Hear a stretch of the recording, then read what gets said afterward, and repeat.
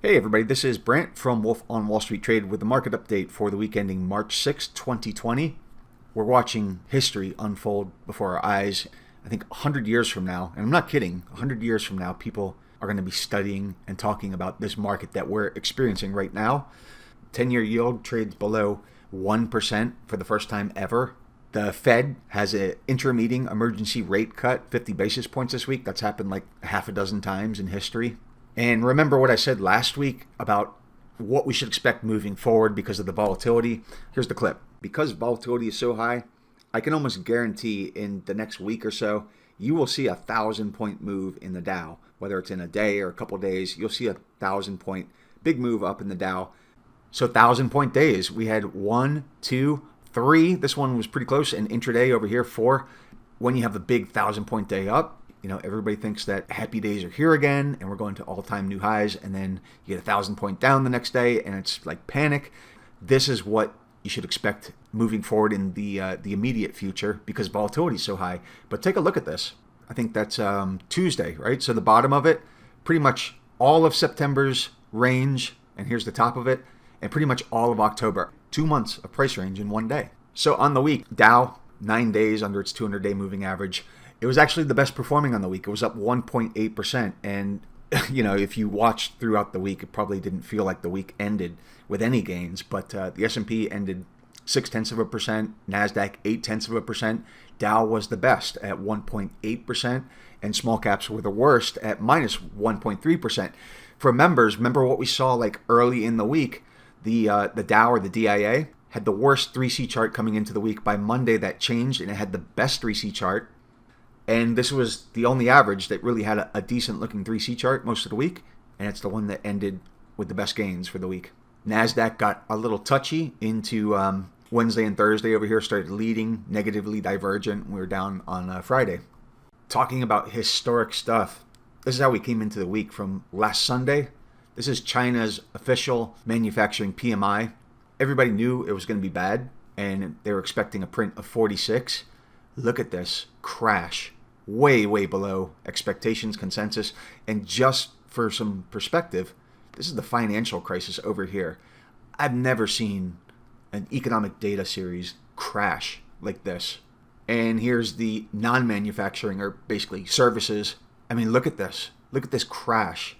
And again, coming out of the financial crisis, nothing compared to what just happened. So by Sunday night, when futures opened, Eurodollar futures were saying the Fed had to cut rates by 50 basis points. By Sunday night, it was like completely priced in. So here's a 15-minute chart of the S&P 500, and this is where we had ended at that 28.55 level. So this is where we came into the week. Let me go to a 5-minute chart. So here's Monday. We had pretty bullish price action here. A big advance, a little bull flag here, another advance, another little bullish flag over here. And then we came into Tuesday, Fed rate cut, emergency rate cut at 10 a.m. Market ramped up, right? This is a 5-minute chart. And then it sold off. Wednesday, we got the Biden bounces. Everybody's been calling it because he did pretty well versus Bernie Sanders in Super Tuesday. And things really changed Thursday afternoon. We saw like a lot of really bad stuff happening in very growth-sensitive sectors. So this is pretty much my take on the week. Looks like a bear flag, right? So we actually started the week with a pretty decent trend that was more like this. It was a little bit too sharp to be a bear flag, but there were bear flags in like a lot of other places, small caps, transports, financials, just to name a few.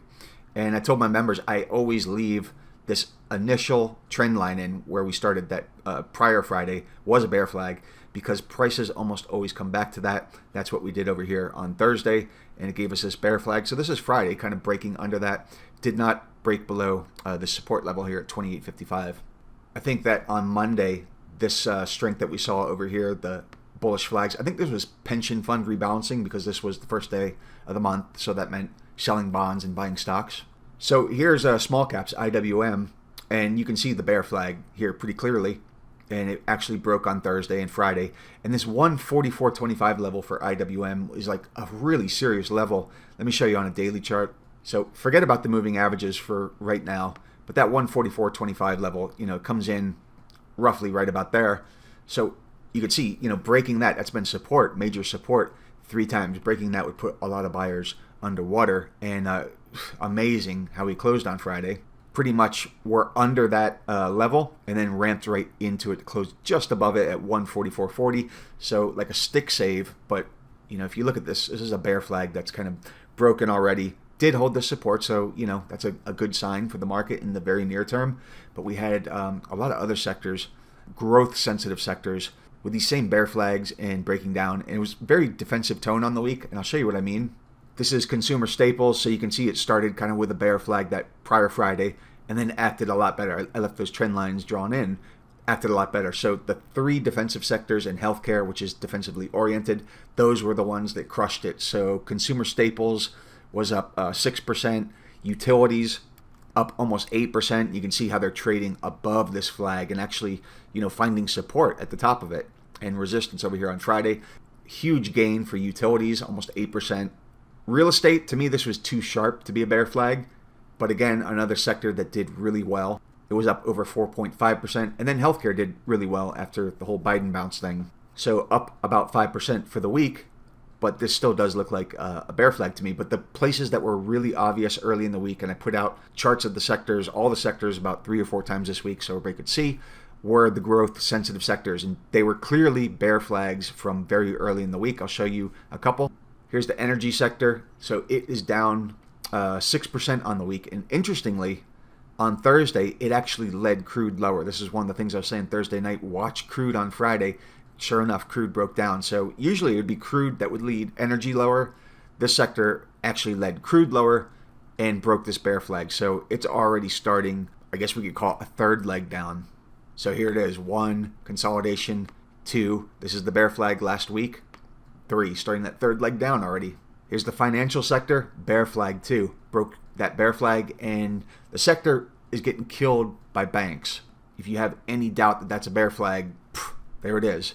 There's the week. Here's the break towards the end of the week. So here's the banks. This is how they started the week. You could see, they didn't have that sharp rally like real estate, typical bear flag, and they lost 8.4% on the week. Started breaking down, and look at the intraday trade here on Thursday. Drops, bear flag, drops, little mini bear flag. Big leg down, breaking this like 103 area, which is really key area. There's the week's bear flag, and there it goes on a whole nother leg down. And here's why banks are getting thrashed. This is the 30-year yield. All through this week, did it bounce? No. It made lower lows all through the week. Friday, this was just spectacular. So that's what's happening with banks. They're falling yields lower. And that's one thing, that we saw with that emergency rate cut on Tuesday. Here's the S&P 500. There's the flag from the week. And there's the emergency rate cut. Yields popped just ever so briefly and then spent the rest of the week making lower lows. I mean, look what happened here on Friday. Wow. And here's transports, how they started the week.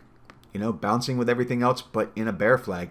And this is why Thursday was really so ugly, because these growth-sensitive areas, banks, transports, the energy sector, all breaking bear flags. So here's a broader view of it. Big decline. And, there's the bear flag on the week. There's the break. Check out this chart, this daily chart. Dow Transports tested all the way down to the 2018 lows. Now, the Dow Industrials are like almost 20% above this level. So here I added the Dow Industrials in white. You can see how far they are above this level. So transports are just leading them lower. So I have like 2 different views on the market this week. One is technical, that, we are very oversold. And then one is this macro view in which all of the really growth sensitive stuff just got smashed this week. And of course, the defensive sectors did well. So investors were like, yeah, let's give it a shot, but we're going to go to the most defensive stuff. So this is a daily chart of the 10-year yield. And like a month ago or so, when I was freaking out saying, wow, this market, the stock market, is really, really dangerous, in a dangerous position. It's not paying attention to what's happening here. This was the move I was talking about in yields. And then here's what happened, the following week. This is what happened this week. I mean, look at this on Friday. 22 basis point drop in one day alone. So the Fed cut rates by 50 basis points, emergency intermediate rate cut on Tuesday. The very next day, the market was pricing in another 75 basis points, virtually taking the Fed funds rate down to 0. And we're not technically even in a recession yet. Here's the 1% rate, traded under that 1% for the first time in history. This move on Friday was like a 25+% move in one single day alone. So this is the bond market absolutely flipping out about what's coming. I mean, you can look at it like this too, since the coronavirus kind of started when it was up here around 1.6%. It's been halved in 15 sessions, halved. Here's the 30-year yield. Friday alone, it fell 40 basis points intraday on Friday. 40 basis points. It traded below the Fed funds rate. The 30-year yield traded below the Fed funds rate. This is a 7-day chart of the 30-year yield. For some perspective, here's that 2015, 2016 global manufacturing. U.S. almost went into a recession, and then we had the Shanghai Accord and recovered from that, right? And had global synchronized growth. This is where the cycle peaked in 2007. This is the financial crisis. Look at this. Just the last month or so. You know, if that doesn't give you some perspective on what the bond market is saying right now about what we're facing, I don't know what does. I mean, this is just unbelievable. All-time record lows. I mean, look at the size of this move compared to the financial crisis. Most of this was this past week. A lot of it was this past week. So when I say I have mixed views, you know, technically the market's oversold, stock market's oversold. On the macro side, we were pricing in a recession over here. At this point, we're pricing in something different, something worse. So it seems like this past week, everybody has an opinion on the Fed's rate cut. You know, did they do a bad thing? Did they do a good thing?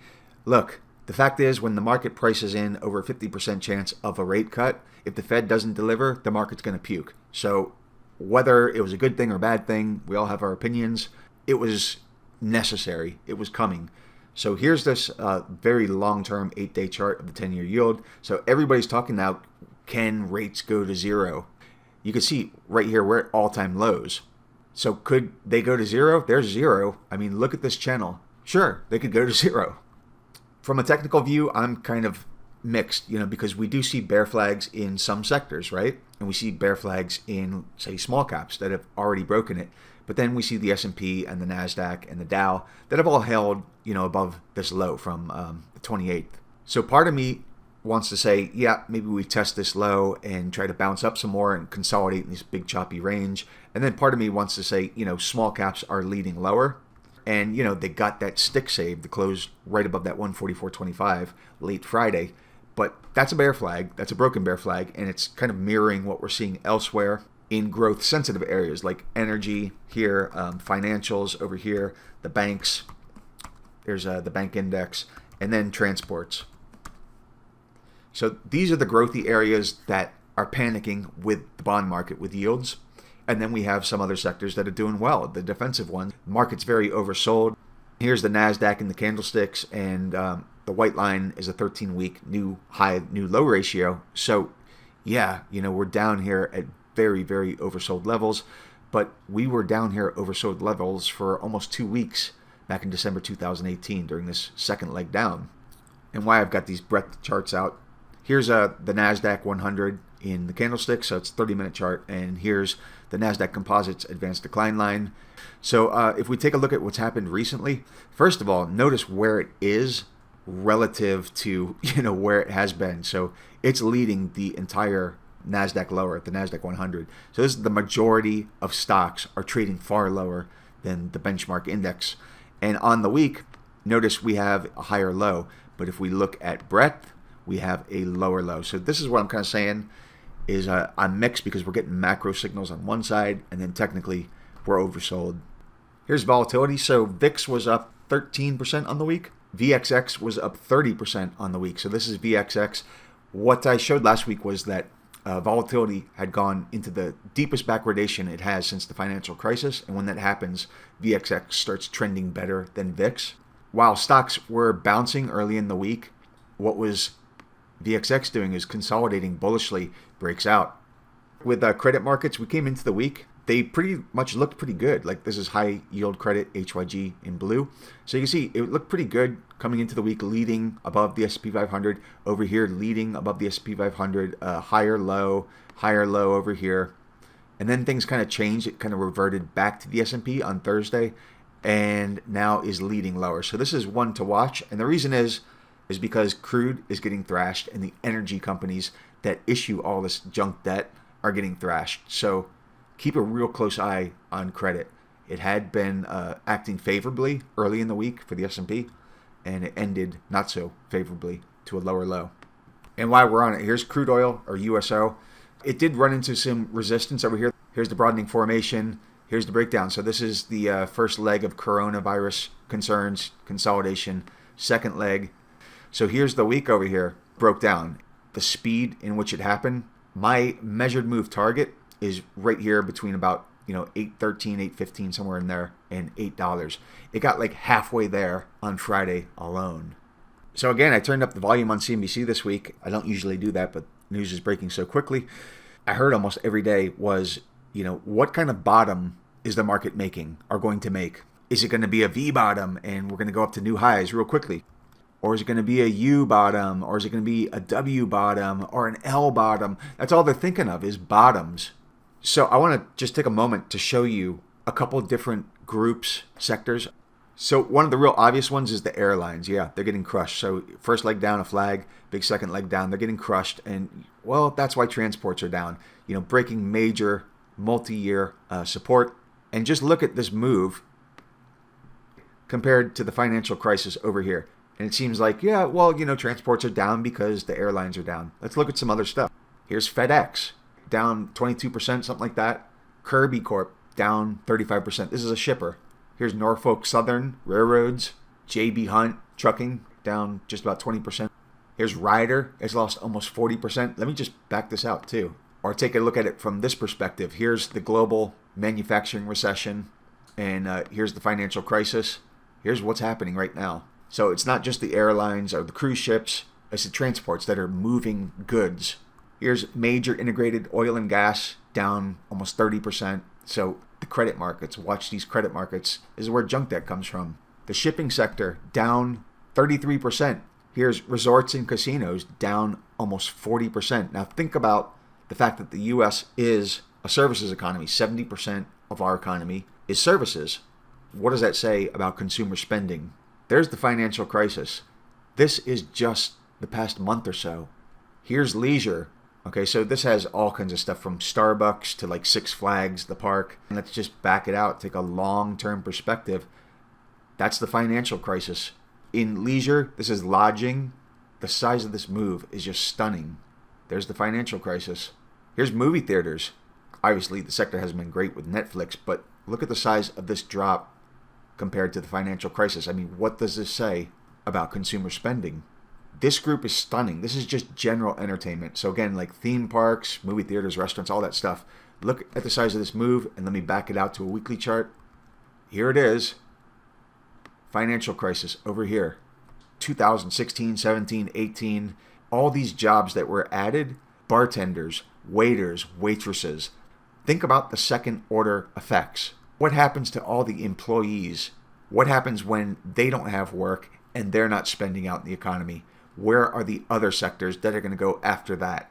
Are they going to buy a new iPhone, for instance? So the bull case, as far as I can tell right now, is pretty much what if the Fed bails out the market?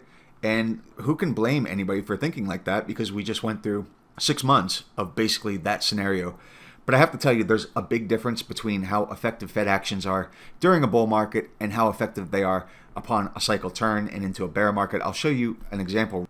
Here's 2004, 5, 6, 7, massive bull market. The last rate hike, so this is like the equivalent of January 2019. Market rallies hard because the Fed just went from hawkish to dovish. All-time record high here, October of 2007. About 3 rate cuts in, market puts in an all-time high. So we had those 3 rate cuts last year, the summer of last year in the fall. Now let me walk this chart forward a little bit. Here's the record high in October of 2007.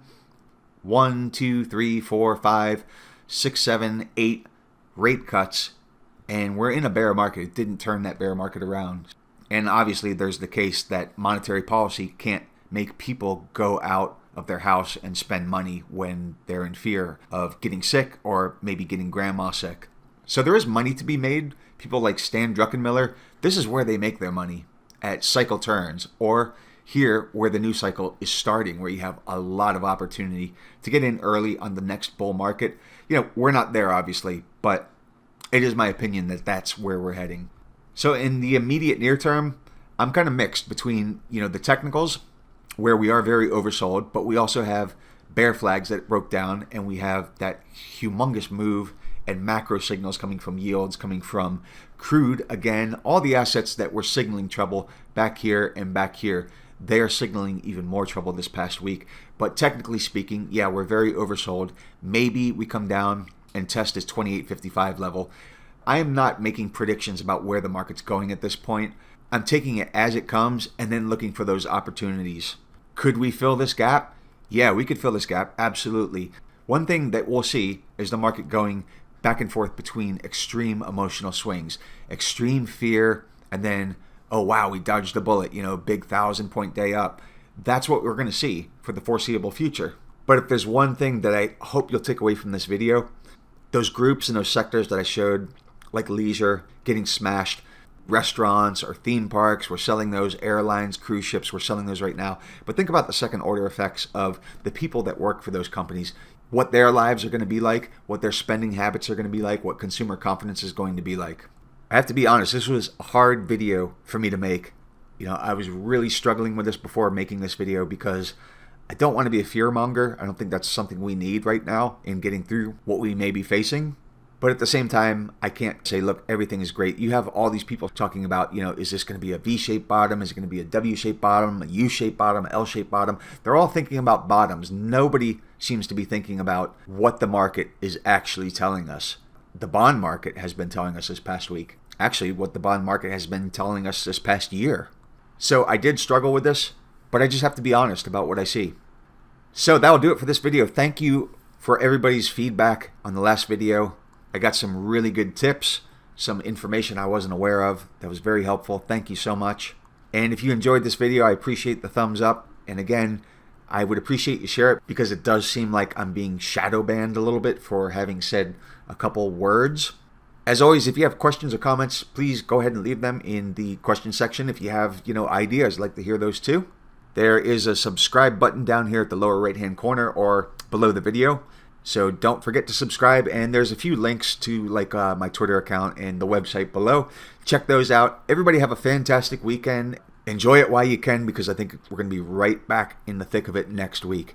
Members, I'll see you on Monday. I will have a post with some targets out before the new week starts.